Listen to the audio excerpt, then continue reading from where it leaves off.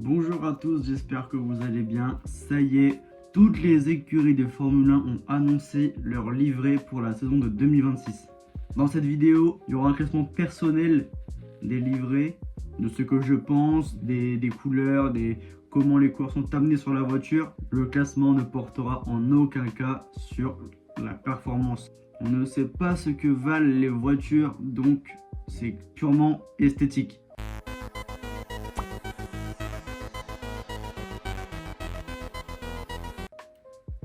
La première livrée, les champions du monde en titre qui sont à la dernière place. Et oui, dernière place de ce classement, 11e sur 11. Voilà, les couleurs orange et noir, papaye, c'est leur couleur. Moi, j'aime beaucoup les livrées, mais il y a un seul truc qui gâche toute la voiture, les roues. Ok, ils sont en sponsor avec Google Chrome, avec Google tout court, mais mettre du bleu sur toute la roue, je trouve que ça n'a aucun sens. Ils peuvent garder les roues multicolores qu'ils avaient l'an dernier. Là, ils ont mis 3/4 du bleu, ça gâche tout, c'est horrible. On voit quasiment que ça, on voit quasiment que le bleu sur du orange, un truc qui ne match pas du tout. Même si ça là, ça marche bien, mais là, c'est une image.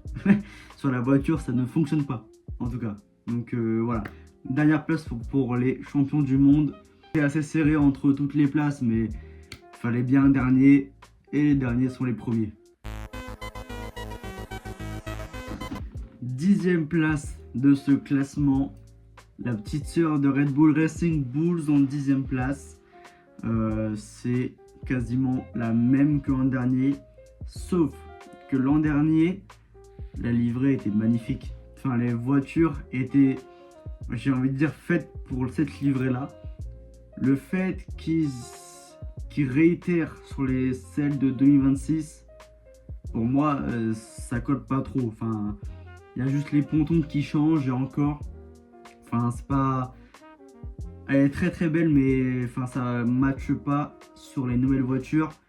Surtout le bleu à l'arrière en pique. Enfin, je trouve pas. C'était mieux les petits taureaux. Enfin, je pense qu'il y avait mieux à faire. Après, le blanc, c'est toujours beau à voir sur une Formule 1. Donc, ils l'ont refait. Mais voilà. Elle est très belle, mais ne matche pas avec les nouvelles voitures. 9e place. C'est marqué ici Williams. Un peu déçu. Ils avaient tellement de possibilités à faire avec les sponsors, avec les couleurs. Le bleu, toujours là, principal, voilà. Mais bon, sur les pontons, il y avait mieux à faire que rajouter que 2 couleurs différentes. Franchement, il y a tellement de styles, enfin, je trouve que c'est pas assez poussé que de mettre que du blanc et du bleu ciel sur les pontons, sur les côtés. Enfin, il y a beaucoup mieux, beaucoup mieux. Un peu déçu. Le bleu reste très très beau, hein, c'est Williams. Mais voilà, seulement 2 couleurs en plus sur une nouvelle voiture. Voilà, c'est comme Racing Bulls, c'est comme McLaren, peut mieux faire, largement. 8e position, Aston Martin. Pour moi, la 8e et la 7e place sont équivalentes. 8e, Aston Martin, donc voilà, ça reste globalement la même que l'an dernier. Voilà, vert Aston, très très joli. Mais sans plus, voilà, c'est des voitures que je trouve mid, c'est pas la plus belle, ça reste une des belles voitures, mais c'est pas la plus belle non plus. Voilà. Donc pour moi, donc la 8e Aston et celle d'après la 7e, c'est la même place, j'ai pas trouvé de meilleur ou de pire.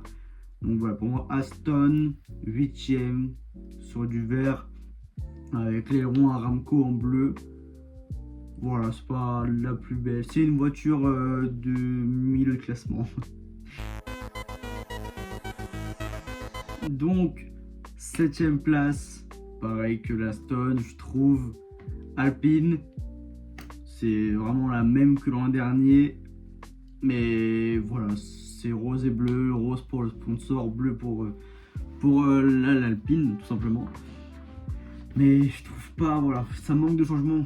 Il y a le halo qui est rose, il y a L'aileron de requin qui est rose, c'est l'aileron avant. Mais à part ça, ça match bien ensemble.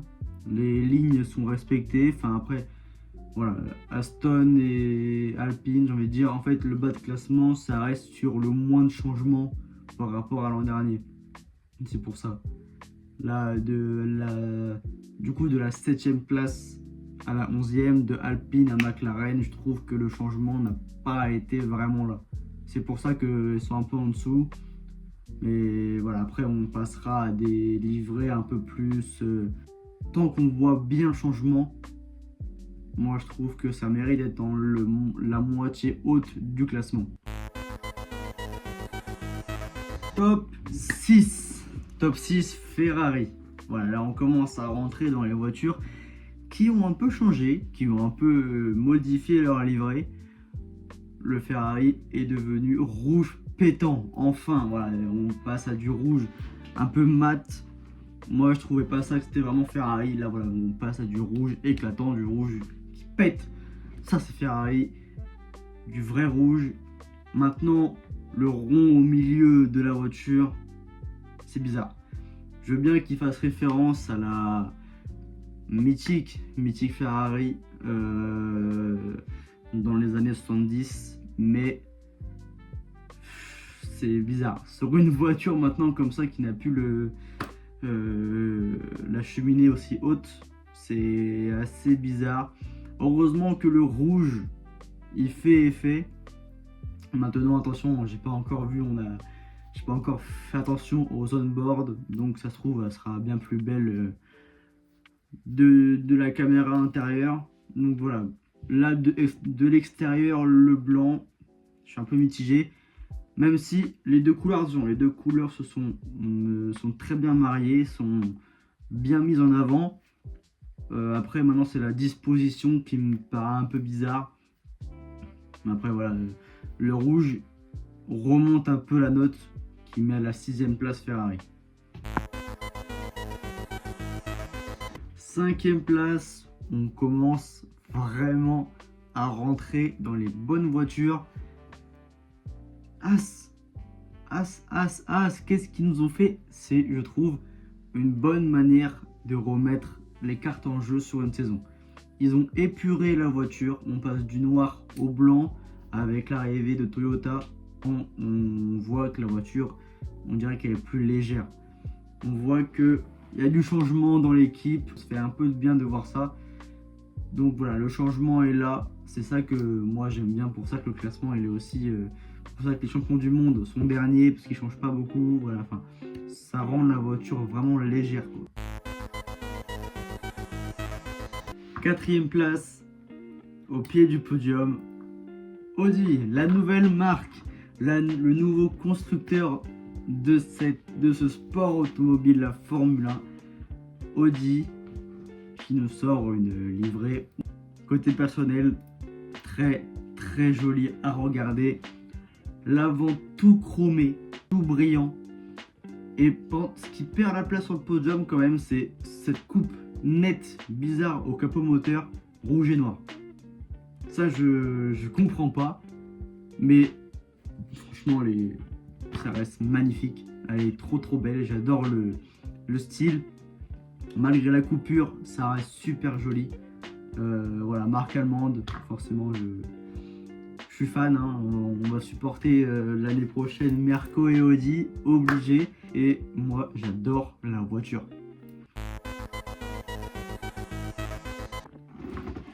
3e place, mon écurie favorite de la grille de Formule 1, Mercedes. Livrée qui change pas mal quand même. On reste sur du noir globalement. Beaucoup plus de détails, peut-être un peu trop même de détails, je trouve, par rapport à ce qu'on a pu voir avant. Un peu trop de détails, donc voilà, ça gâche un peu la voiture, malgré qu'elle reste super jolie. J'avoue que c'est purement aller 3e parce que j'adore l'écurie. Hein. Parce qu'après, sinon, elle serait peut-être derrière l'Audi. Mais elle reste très belle quand même. Voilà, 3e place, je pense que c'est legit. Je pense que ça le vaut. Donc voilà, 3e place pour Mercedes. 2e position, 2e nouvelle équipe sur la grille, Cadillac.